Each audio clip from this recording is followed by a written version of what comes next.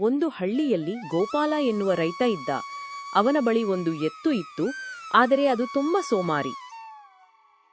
ಎತ್ತು, ಹೊಲಕ್ಕೆ ಹೋಗೋಣ.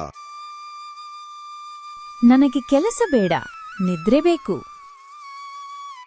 ಗೋಪಾಲ ಎತ್ತನ್ನು ಹೊಲಕ್ಕೆ ತೆಗೆದುಕೊಂಡು ಹೋಗುತ್ತಾನೆ. ಸ್ವಲ್ಪ ಹೊತ್ತಿನ ನಂತರ ಎತ್ತು ನೆಲಕ್ಕೆ ಕುಳಿತುಕೊಳ್ಳುತ್ತದೆ. ಏನಾಯ್ತು? ಅಯ್ಯೋ, ನನ್ನ ಕಾಲು ನೋವು. ಇದನ್ನು ನೋಡಿದ ಗೋಪಾಲ ಕಳವಳ ಪಡುತ್ತಾನೆ. ಅಷ್ಟರಲ್ಲಿ ಹಳ್ಳಿಯ ತಾತ ಅಲ್ಲಿ ಬರುತ್ತಾನೆ.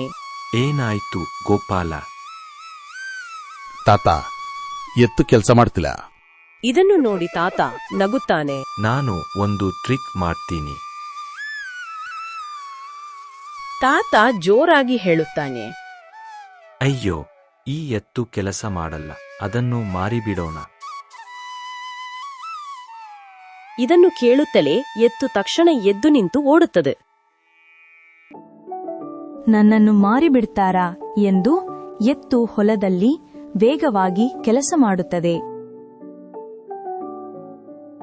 ಇದನ್ನು ನೋಡಿ ಗೋಪಾಲ ನಗುತ್ತಾನೆ. ಅಯ್ಯೋ, ಇದು ಕಾಲು ನೋವಲ್ಲ, ಸೋಮಾರಿತನ. ಕೆಲಸ ತಪ್ಪಿಸಿಕೊಳ್ಳುವವರು ಸ್ವಲ್ಪ ಭಯ ಬಂದ್ರೆ ಸರಿಯಾಗುತ್ತಾರೆ.